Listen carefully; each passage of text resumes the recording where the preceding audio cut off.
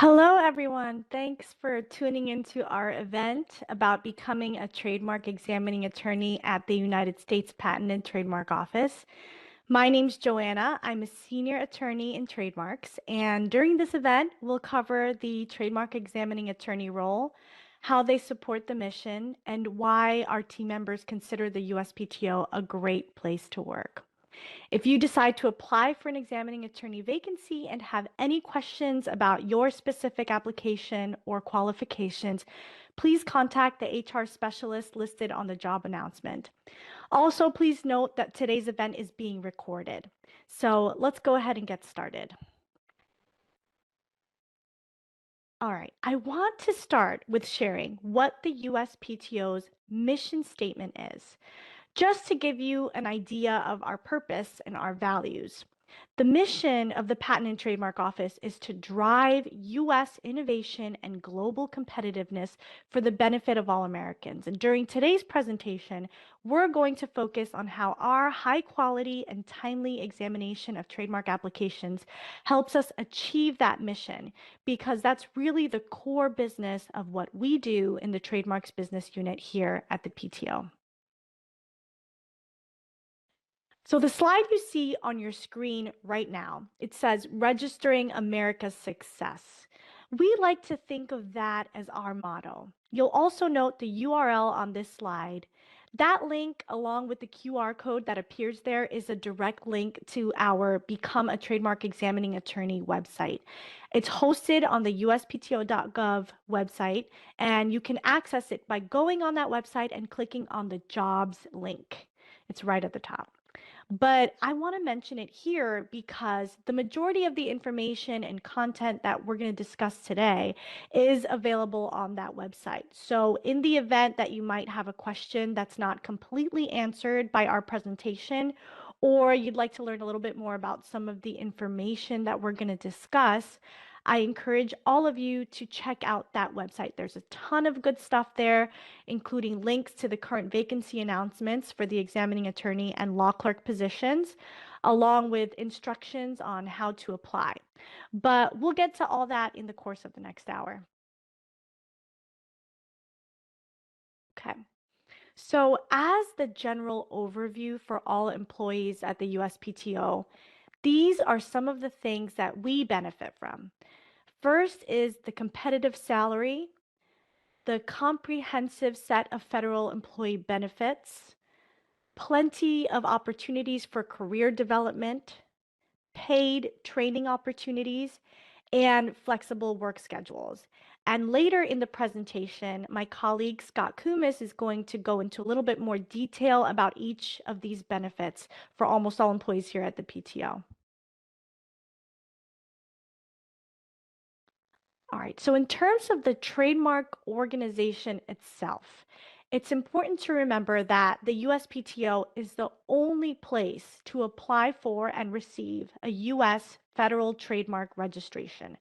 We don't really have any competitors, and if people are interested in protecting their intellectual property on a nationwide scale, they come to us and apply for a federal trademark registration, which gives them certain rights.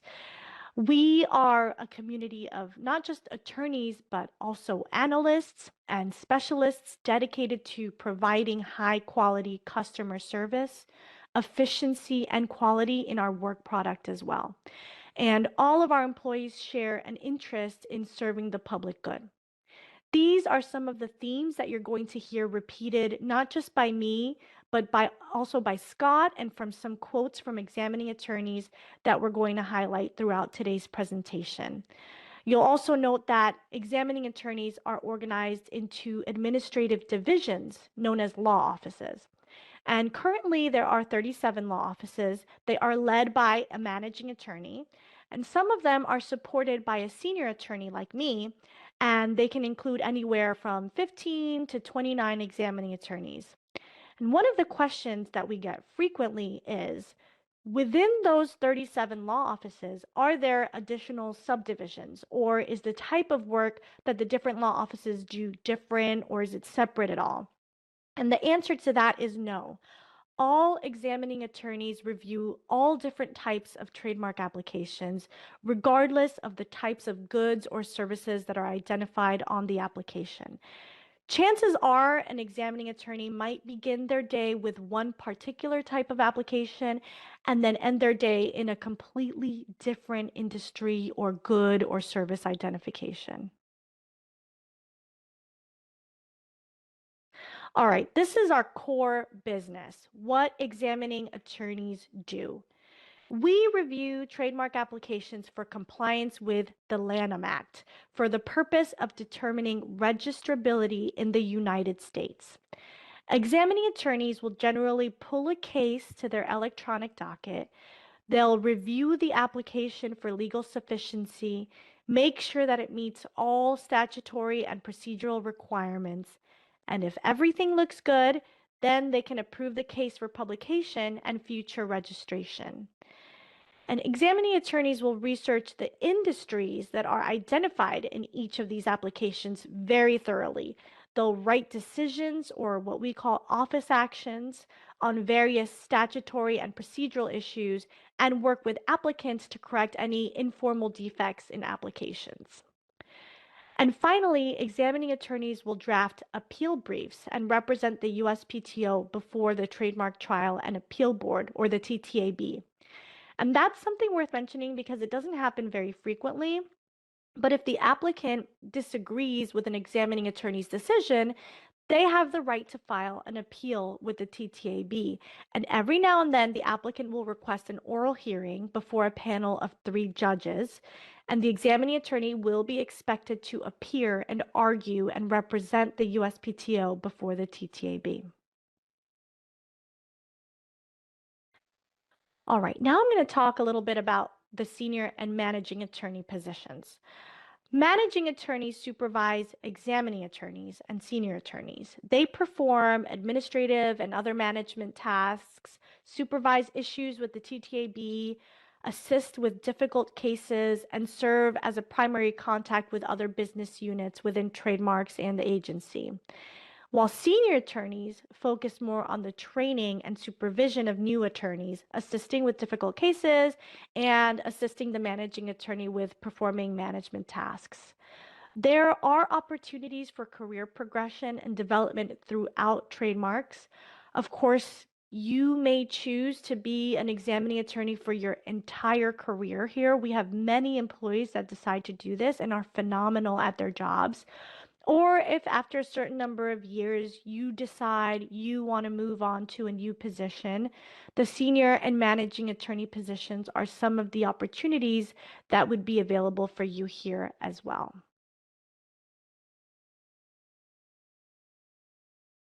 All right, now we're going to look at some testimonials from our trademark examining attorneys. You'll note that there's a common theme of a sense of satisfaction with the job, a culture of excellence, a challenging subject matter, a passion for the field, and a dedication to public service. So we'll start with Obi, who says, I love the work that I do. I take a lot of pride in practicing trademark law while also serving the public. After issues are resolved and applicants can more clearly see a pathway to getting a registered trademark, a flood of thank yous often follow. I happen to find those moments to be very humbling and gratifying, as quality customer service is a core objective at the USPTO. And I can attest to that as well. We have great customer service here, and I've also gotten those thank you emails, and it just makes the job really worthwhile. Um, all right, so Kamal tells us that this job allows me to be continually challenged to grow as an attorney and to maintain the life outside of work that I've always wanted. That's very true. And let's move on to Jacqueline now, who notes that there's a culture of excellence in all we do, from the review of trademarks to our willingness to help the public by offering superior customer service. And finally, Cameron says that to be a great trademark examining attorney, you need attention to detail, the ability to find fun in every application, and a passion for intellectual property law and public service. And that's probably my favorite quote because it really does sum up the kinds of qualities that many of our successful trademark examining attorneys have here at the office. An attention to detail, sense of curiosity, these are the kinds of things that we like to see. All right. And now Scott and I are going to go through our career journeys and what brought us to the PTO. So I'll tell you a little bit about that. I went to law school at the University of North Carolina. So go Tar Heels if there are any Tar Heels in the virtual room. And while I was there, I took a phenomenal trademark law class with Professor Deborah Gerhardt, and she was wonderful. That was what really sparked my interest in the field. So when I graduated, my first real law job was at the Mexican Embassy in Washington, D.C., where I worked on IP issues at their trade office. And then after some time there, I applied for a job as a trademark examining attorney at the USPTO. I got that job in 2013 and I've been here ever since. I always say this is my forever job. I love it. And it was my dream job when I was applying. It still is. And I really love the time that I've spent here. It's been a really great journey. So I'm going to hand it over now to Scott Kumis, who is managing attorney in trademarks. He's gonna tell us about his career journey, and he's also gonna tell us more about the details of the position and life at the USPTO. So I'm gonna stop sharing my screen so Scott can go ahead and take over. Good afternoon, everyone. Just give me 1 second here, and I'm going to add my screen so you can see it.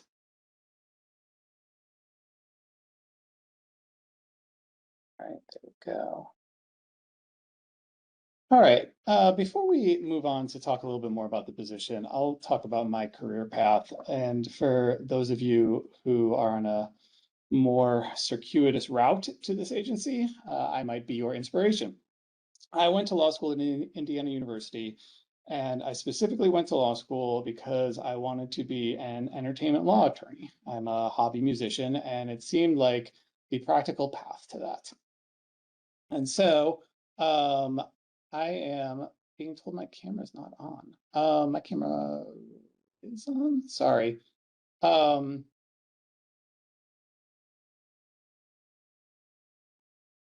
see me here?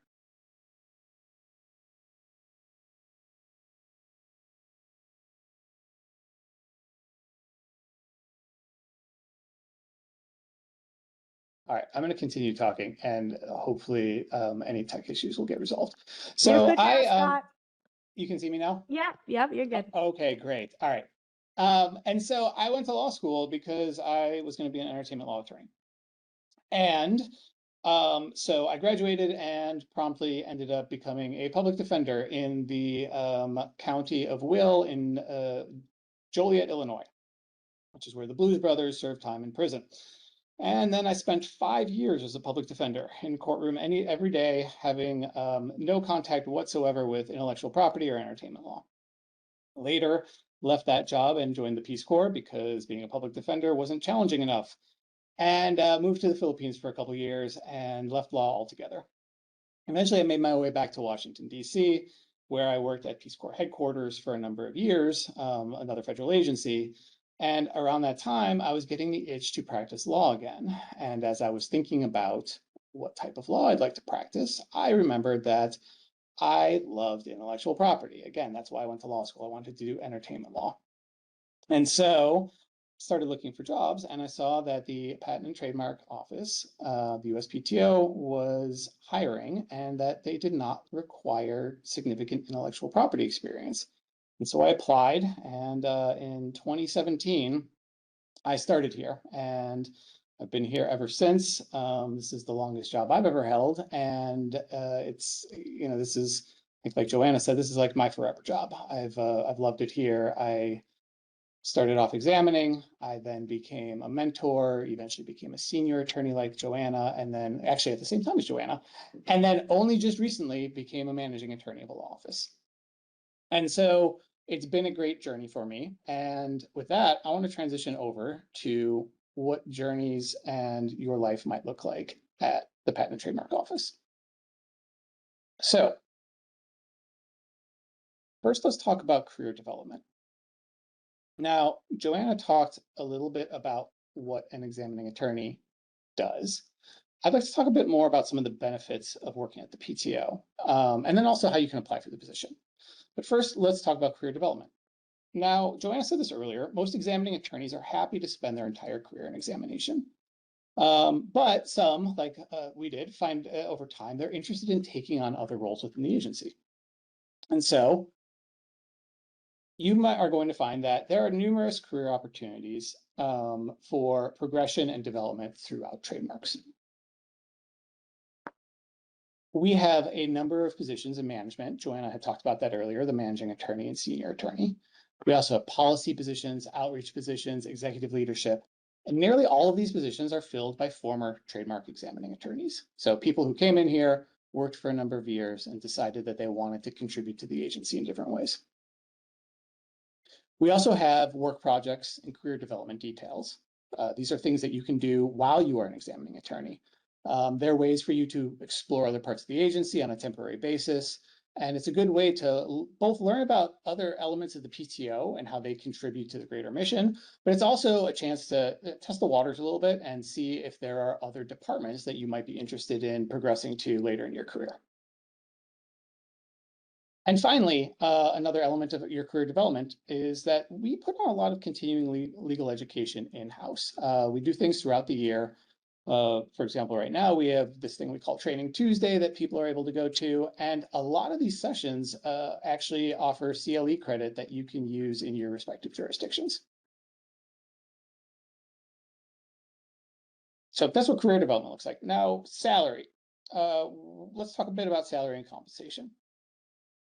Trademark examining attorneys are paid on the GS pay scale. So if you're unfamiliar with the GS pay scale, I recommend going online and just doing a search for that, and you'll quickly find the OPM website where it'll show you some of the tables.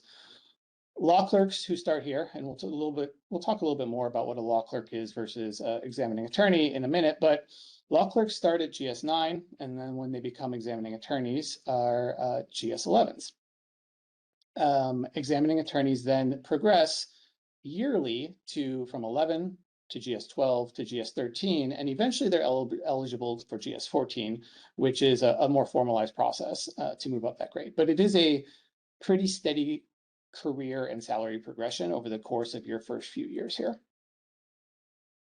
Experienced trademark attorneys are also eligible for production and quality bonuses throughout the year. And you see a lot of people, that's one of their primary motivations, is the ability to work harder, examine more applications, do it at a high quality level, and get bonuses, both quarterly and yearly ones. And then finally, depending on our office's needs, we also offer overtime pay and compensatory time. So for a government agency, we actually have a really good system for both compensation and for the ability to get bonuses.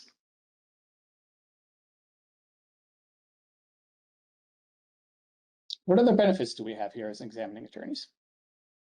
So trademark examining attorneys get a number of benefits that all federal employees get, things like health insurance, annual and sick leave, retirement benefits, and public transit subsidies. On campus, we also have things like a cafeteria and a gym, things that are discounted for employees. We have a daycare. We have access to garage parking. We have a health unit. In fact, I've gotten most of my flu shots every year in that health unit.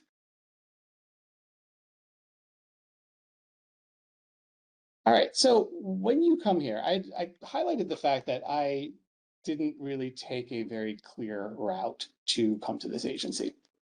And the great thing about the USPTO is you really don't need experience in trademark law to join the office. We certainly do have people who have experience, whether they did clinics in law school, did a little bit of private practice, or just took a lot of courses and have shown a lot of interest. But the great thing is we actually have a comprehensive training program. So when new attorneys come in, there are several weeks of classroom-based learning. In fact, I'm an instructor for some of those classes. And after that is done, we have another 2 years of what we call the probationary period, which is extensive mentor review and feedback to help you really get the hang of trademark law, our trademark manual of examining procedure, all of our practices around reviewing applications, sending out office actions. And across these 2 years, new examining attorneys are going to develop their competence and independence. And by the end of that period, you really could truly say that you're an expert in trademark law as it applies to registration in the US. All right, so how do we apply to become trademark examining attorneys? Well, right now we're seeking to fill 2 positions. So we have our GS9 law clerk position and our GS11 attorney advisor position. And there's only one difference between these 2 positions, which is for GS9, and I really want to underline this here for the audience. This is people who have not yet passed a bar. You are pending bar admission. Maybe you're a recent graduate, you just took the bar exam, you're planning on getting sworn in the fall. Whatever it is, this is for people who do not yet have their bar, but they have their JD or LLM if they're an international attorney. The other position is for licensed attorney, someone who is an active member in a bar somewhere, and that's the attorney advisor position, and it's a GS11. Really quick, if you didn't catch this when I was talking about the salary progression, the GS progression, the GS9 law clerks, as soon as you get sworn in to your respective jurisdiction, you will convert over to a GS11 attorney advisor. So Hey, again, if you're Scott, already, oh, sorry, go on, Joanna. can I ask you a quick question? Yeah, of course. Is the law clerk position an internship position? It is not an internship position. That's a great question. This is not a short-term opportunity to see what it's like to work for the USPTO. This is very specifically a career track position for people who intend on becoming examining attorneys as soon as they get their law license.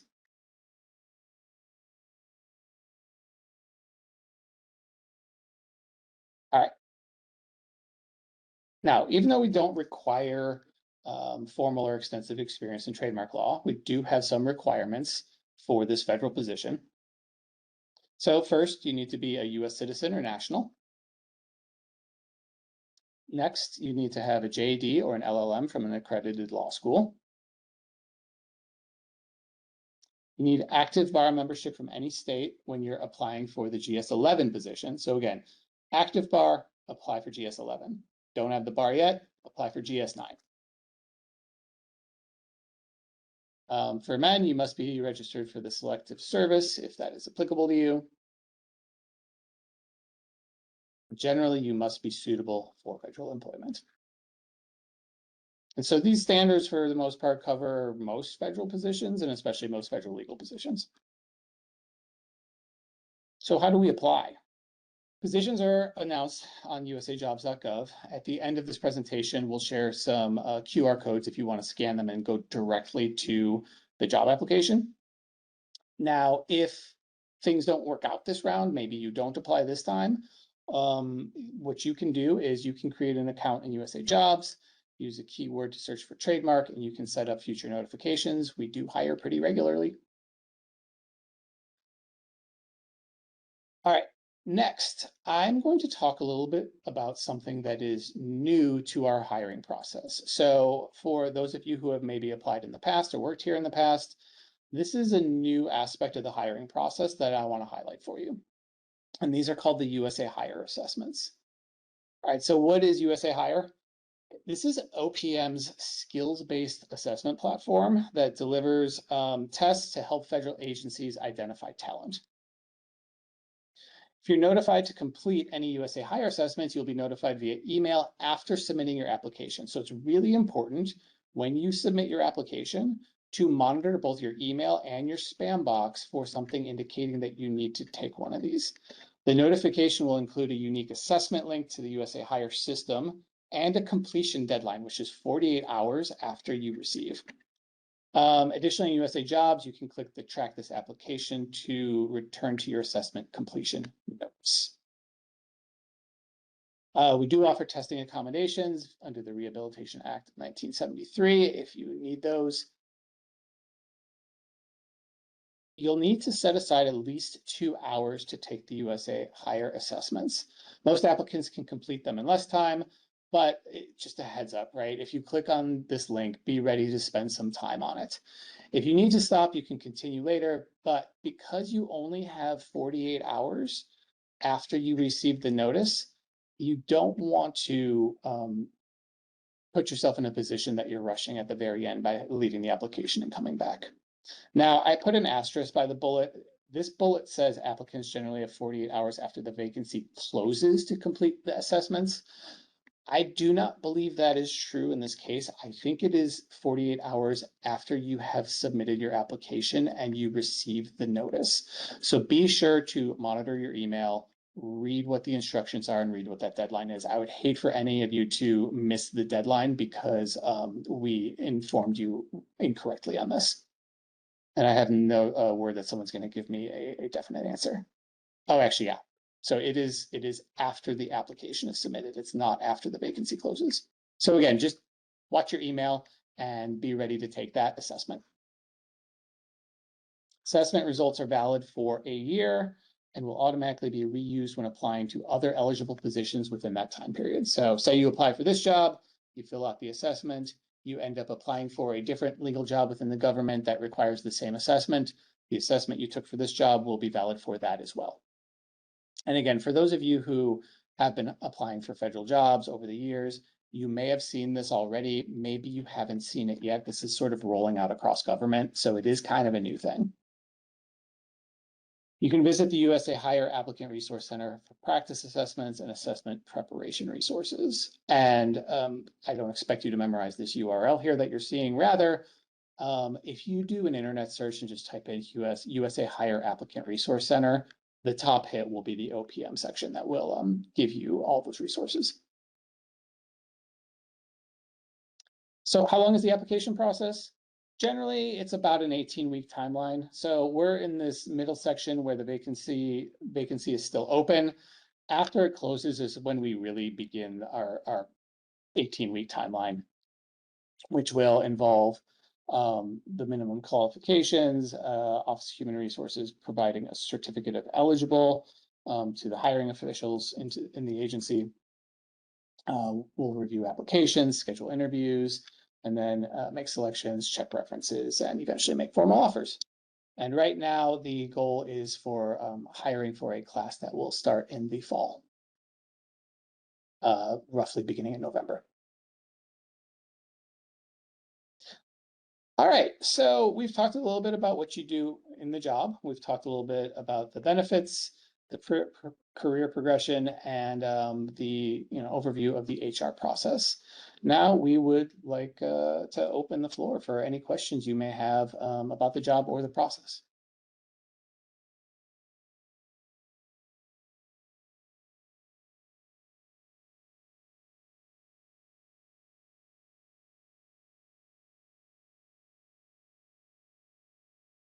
I see raised hands. I think the best way would be to enter the questions in the chat and then we can review them that way. Yep, correct. I do love seeing raised hands, though. It shows that we have interested people. All right, Scott. Well, we got our first question, and that is, what do the hiring teams look for in applications, and what are some red flags for them? And I can answer this one. So, red flag seems so negative, but it's not really red flag. But something what we obviously don't like to see is somebody who's not eligible for the posting, so HR will generally weed those out. So take a look at the instructions very carefully. You know, if you haven't been barred yet, do not apply for the GS11 position. So just make sure you follow those instructions very carefully. And what are we looking for? Well, I can tell you what we consider to be successful examining attorneys here, and that will guide us into, so that you can understand what we're looking for. So, generally, a successful examining attorney is one that has great time management, that is a self-starter, that can work independently, that is curious, so that when they're reviewing applications, they have the ability to want to learn more, want to know more about the applications that they're reviewing because it helps us inform what kinds of refusals and requirements may be applicable. Um, and also someone who is just dedicated to creating an excellent work product in an efficient way. So those are some of the things that we're looking for. Scott, I don't know if you want to add to that at all with anything. Yeah, I mean, I'll just reinforce a couple of your points, which is, first off, the application process starts the second you start submitting things to us. So read instructions, do the things that are asked in it. I think a lot of people will knock themselves out of the process just because they didn't read the instructions and follow the directions, and that's kind of the easiest hurdle to get over. And then, yeah, with being a successful examining attorney, I think there's, curiosity mixed with rigor, realizing that not every attorney job is necessarily, an adversarial process where you need to constantly be arguing all the time, especially because you spend 2 years learning this job. It's really good to come in with an open mind and do what you can to get good at this job with all the guidance that we provide you. Great answer. Okay, I'm going to go ahead and take the second question as well, which is, can you tell us more about the written statement that's required? So as part of your application, you have to submit a separate written statement, like Scott mentioned, addressing all of the topics under the how you will be evaluated section. So when you go on the job announcement on USA Jobs, you're going to see how you will be evaluated. And that's where it talks about the written statement. And if you don't submit the written statement with your application, then you won't be considered for the position. So we encourage you to read it carefully, ensure that your written statement covers all the topics and meets the formatting requirements. And then if you have additional questions about that written statement, you can reach out to the HR specialist listed on the job announcement. But it's pretty clear. It's right on the job announcement. It's just a few questions and you can, go ahead and answer them one by one. Um, Alrighties. And then for the next question, oh, are law clerks assigned to judges? Scott, do you want to take that one? Yeah, sure. So law clerks we have this term law clerk, which, across the legal field perhaps has a lot of different meanings. Within our agency, the law clerk does not have any relationship to the concept of a judicial clerkship. Law clerk is just the title that someone has as a person who's going to be an examining attorney who has not yet been licensed in a bar in any jurisdiction in the country yet. So it's just the job title for someone who doesn't have their law license yet, but is working for the agency. Mm, great. Okay. And then Scott, do you want to take this one? They're asking, is there a minimum required time commitment if you're hired as an examining attorney? So a minimum required time commitment as far as staying in the role. So if the question, we can tackle that question a few ways. Are you locked into working for the agency for any minimum amount of time? Of course not. If you were to come in and things didn't work out, your stay at the USPTO could be fairly short. If the question is before you can like transfer to one of these other positions, like apply to a position in policy or something,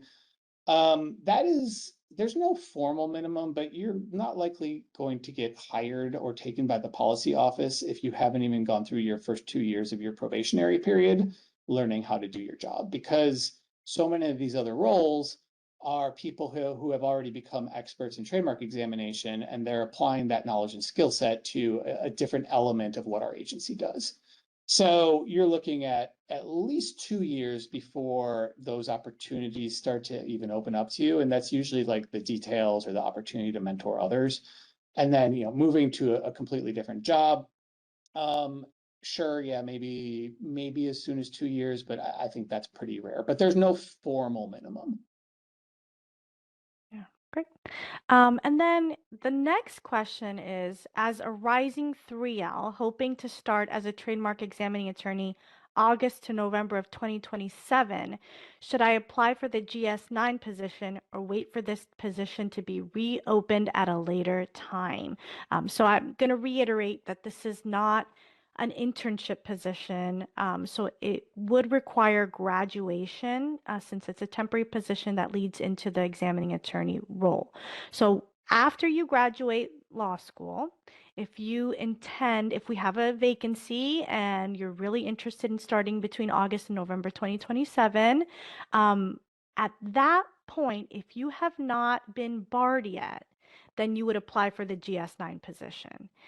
If you have been barred, which I think is unlikely that early after graduation, then you would apply for GS11. So yeah, I think at that time of year, if you graduate in May, the GS9 position is more likely. Would you say that's correct, Scott? Because I feel like when I got barred, it was maybe somewhere around January or February after I graduated.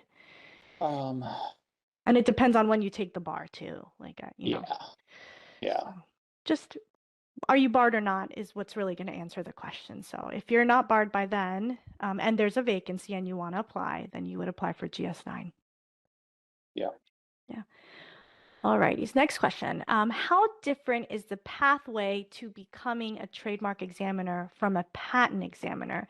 Is there more of a focus on technical knowledge as opposed to law knowledge as a patent examiner? Do you want to answer that, Scott, or do you? Sure. I mean, insofar as I can answer it. Yeah. So neither of us were patent examiners. I can tell you that a trademark examining attorney, 100% of those positions are populated by licensed attorneys.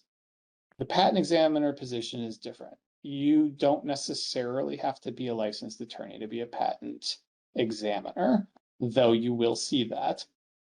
Those people do have technical expertise and they are assigned according to that expertise and how they're hired.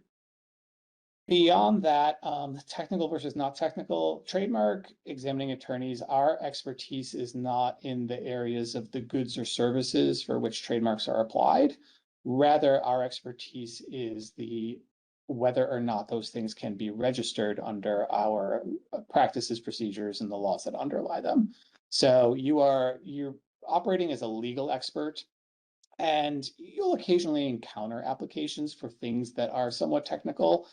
Like you might have an application for a trademark for a company that does, advanced weapons systems. You're not expected to know that industry.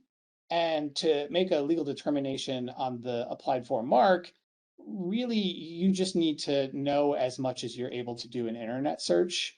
That's usually sufficient to say whether or not a term is descriptive. Like the term missile, we all know like is descriptive of missiles. And so like to do like just a quick search to find information like that is really the bounds of your expertise. Now, you might find over time after reviewing a lot of applications, you have a very interesting, shallow set of knowledge about all sorts of esoteric industries, but we don't expect any sort of deeper expertise beyond the trademark law. That's right. And we also have a really great law library here. So when we do have those cases, about biomimicry or some other subject matter that we know nothing about, we can also ask the law library. So very helpful. Yeah. That was one of my cases, by the way, and I did have to research that. All right, next question. I've heard that the USPTO is sometimes remote. How does the organization manage collaboration in such settings? So this isn't really answering the question, but I just want to mention it here that these roles are not remote. The folks that are hired to these roles are expected to report to the Alexandria, Virginia office, our headquarters, which I will say is an awesome building. I mean, it's gorgeous. The offices are very nice, and we have a cafeteria. And well, Scott mentioned a lot about that. But yes, those positions are not remote, but there are folks that are remote. So how do we manage collaboration in such settings? We have technology that helps us do that. So we have WebEx, we have Teams, we the majority of our meetings are on Teams and they are either all virtual or they're virtual in-person hybrid meetings. And we're able to navigate that as an agency and it's worked pretty well. So that's how we manage the collaboration. But also within your law offices, there are some law offices where some folks are remote and some aren't. And, they're able to manage that by working virtually. And my Teams chat is always blowing up from people because that's how we communicate if we're remote or not even. So it works really well. We do stay in touch with each other quite a bit during the day. All right, next question. Is GS11 the only path to entry for an attorney with several years of experience in private practice? Scott, do you want to take that one? I mean, there's a bit of an HR element to that, so I will Hmm, say, that's probably a good anecdotally question for speaking, Nick. I was, more than a decade out of law school when I came here. I came in here as a GS11 step one. So, um, are there ways around that? That would be an HR question. Yeah, Yeah, I can chime in on that. Currently, we have not in Mike's. I've been here for about 3 years. We have not hired externally for anyone above the GS11 for these positions. great. Thank you. All right. Let's see. What's up next? Is the hiring timeline for the attorney advisor role the same as for law clerks? And Nick, you can correct me if I'm wrong, but I believe they are exactly the same. For this round of hiring, that's correct. Okay, It there are instances where it may not be the same, but this time around it will be the same. Yes. great. Thank you. All right, next question. Can you talk more about office culture generally? Are people mostly in their own workspace and working independently, or are there areas for collaboration? So, Scott is in the office, so I'm going to let him talk about that if he wants to, and then maybe I can talk a little bit about the culture online. Yeah, yeah, you'll see that the answer to that question, I guess, is yes. It's very much what you make of it. So some people come in and there's absolutely an element of collaboration during your first couple of years because all of your work is reviewed by someone. And so you'll be regularly interacting with mentors. Now, beyond that, both outside of that relationship with your mentor and also after you have passed your probationary period and are working independently, people go in different directions. So I am a fairly social person. I like interacting with people. I like bouncing ideas off of other people. I like the, sort of the in between chit chat, getting to know you that happens. And yeah, I am a social person. I have some colleagues I started with who, after training, I don't think I ever said another word to. And not because they weren't nice people, just because they're the kind of people that want to focus on their work, do their job, get it done, and move on to the next thing in their life. So there's a little bit of a choose your own adventure element to it, depending on your personality. Um, but I'll say for examination, there's not a mandatory collaborative environment. You don't need to be collaborative in order to do the examination once you have gotten up to speed. But yeah, a lot of people still interact with their colleagues. A lot of people share ideas, go to case chats, have those types of conversations so that they can maintain relationships with people. And also, sometimes having a second opinion, third opinion on things is useful and gives you good perspective on the law. Yeah, yeah, I'll add to that by saying that the academy classes also really tend to be very social with each other because they're going through an experience together, kind of like when you went to law school, your 1L class or your small section, if you had that in your law school. you kind of bond and get to know each other really well because you're seeing each other, in class every day. Um, so there's definitely a sense of collaboration and community there that is created. And then I also wanted to highlight what Scott mentioned about case chat. So we have in most law offices, I think probably all law offices, we have case chats where we meet once a week or once every bi-week and discuss our tough cases. And that can get very social and fun. We're kind of talking about the things that are stumping us, and then it turns into how's life going? And so, case chats can be really social as well. So there are, and of course, we have social events. Periodically in the office that you can attend, that you can participate in. So there are always going to be opportunities to keep in touch with each other and create community at the PTO. Um, so yeah, I think we have the nature of our work is very independent, but there are definitely opportunities for collaboration as far as getting to know each other and um, uh, communicating with each other periodically. So, alrighties. All right, next question. Hello, Scott mentioned. So this one's for you, Scott. Scott mentioned that you hire fairly regularly. Actually, this one's for Nick. When will the hiring cycle for 2027 JD graduates begin? Unfortunately, I can't really give you an estimate on that since we're still in the process of hiring this round, and we usually don't have any idea when the next round is going to be until this round is completed. But as Joanna mentioned earlier, if you set up an alert on your USA Jobs account, you can be alerted when the next posting is open.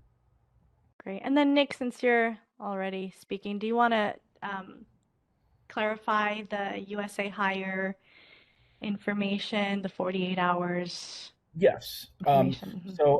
So you do have 48 hours to complete the USA Hire Assessment after the closing date of the announcement. So Okay. once the announcement closes, you have an additional 48 hours to complete the assessment. Okay. Great. Thank you. All right. Next question. If we come in with trademark experience, are we able to be hired at a higher step? So we had just previously answered that as a no. It's going to be GS 11 step one. Next question is there any form of tuition reimbursement as a benefit of employment? So we do not have a tuition reimbursement that is organized by the USPTO, but we do get bar membership reimbursement. So just want to highlight that. I can't remember if Scott mentioned that or not, but you can get your bar, your annual fee that you pay for your bar reimbursed if you qualify. Next is how, We covered this. yes. All right. Okay, let's see. Okay, this is a good one. I recently graduated from law school and preparing to sit for the July bar exam. If for whatever reason I don't pass, may I stay on as a law clerk and then retake the bar exam in February or the following July? Scott, you may have the answer, but I'm wondering if this is a Nick question. I, yeah, maybe, Nick, I don't know if you have if there's a technical answer. I know that it has happened and people, So yeah. so the way the law clerk appointment works is that it is a temporary appointment for 13 months, and a condition of continued employment is that you have passed the bar exam within that 13 months. So once you're hired, you have 13 months to be admitted to the bar in order to be converted to the attorney. Otherwise, you'll be separated. Right. But I also want to clarify that it's a temporary position in the sense that if you don't pass the bar, then you won't continue. But we don't consider this to be a temporary position in the sense that you would consider like a law clerk for a job a temporary position or a law clerk intern or extern as a temporary position. We fully expect that you will pass the bar and automatically continue on as a GS 11 examining attorney. I think maybe I should have said temporary appointment. That's more accurate. Yeah, it's just people get very confused by that. I always feel like I have to highlight that. Because yeah, law clerk is kind of an interesting use of wording for that. All right. Next question. Are odds better for residents of Virginia, DC than for GS11 applicants who are residents of another state? If so, is there an opportunity to indicate the willingness to relocate? So it does not matter where you live. Just apply. Obviously, you would need to be willing to relocate because you have to. Yeah. But yeah, it does not matter where you live when you apply for the position. Yeah, I mean, Joanna and I have done the sort of the next layer of hiring around this, and like we don't look at this and say like, oh, so and so's from Nebraska, Hmm. like we're not going to even interview them. We assume that if you have applied, that your plan is to relocate. Hmm. So the bigger surprise is when someone tells us, just kidding, I don't want to come over there. Hmm. Yeah.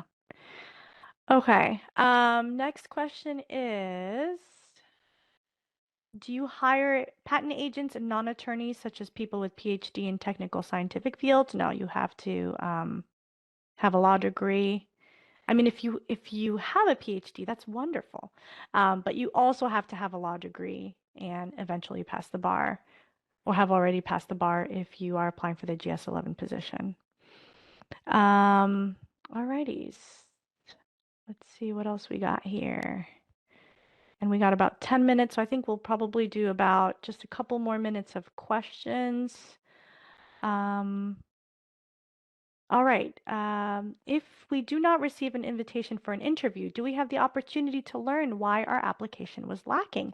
If so, who would we contact? Nick, do you want to take that question?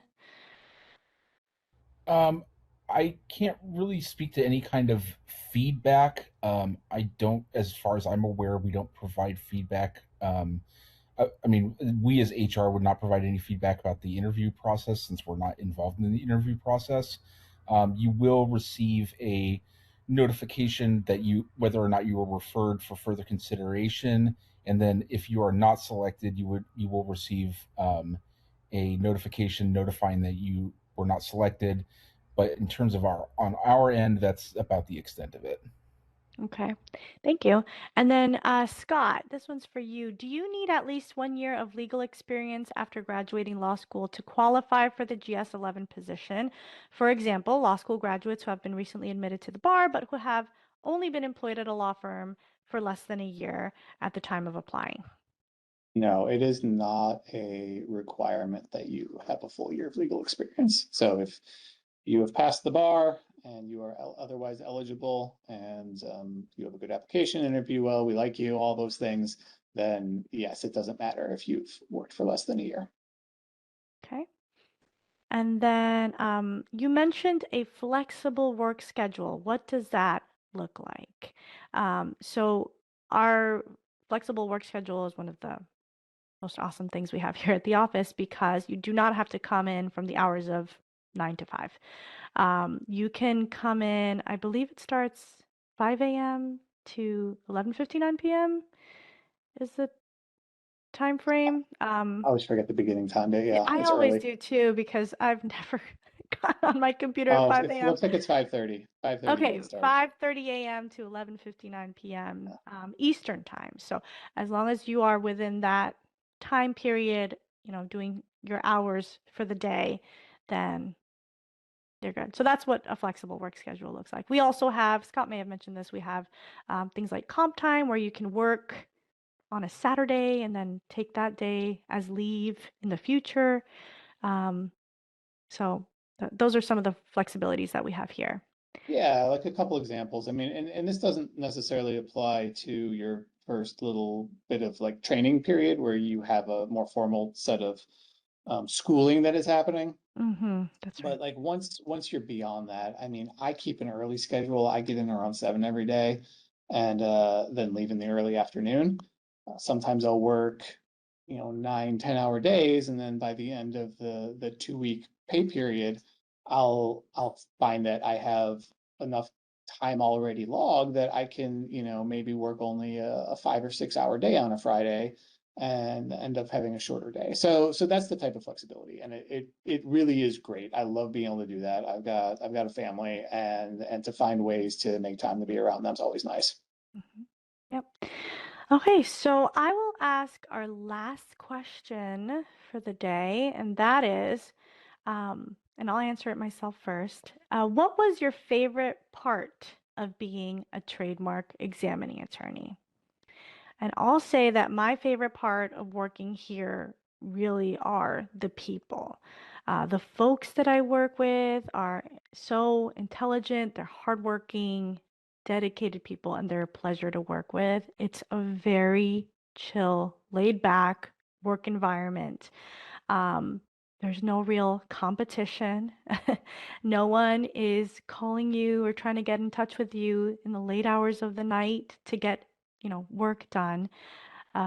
It's a really great place to work where we respect your time and encourage and expect you to produce really great work. So that's my answer. Scott, do you want to share yours? Yeah, I don't know if I have a single best thing, but you kind of inspired a thought and something I say to a lot of new people as they get stressed out. Like I'm a lifelong government employee, whether it was county government, state government, and now federal government. And I like feeling like I'm doing something that contributes to the big picture of government, but I also like that what I am doing is not like life or death.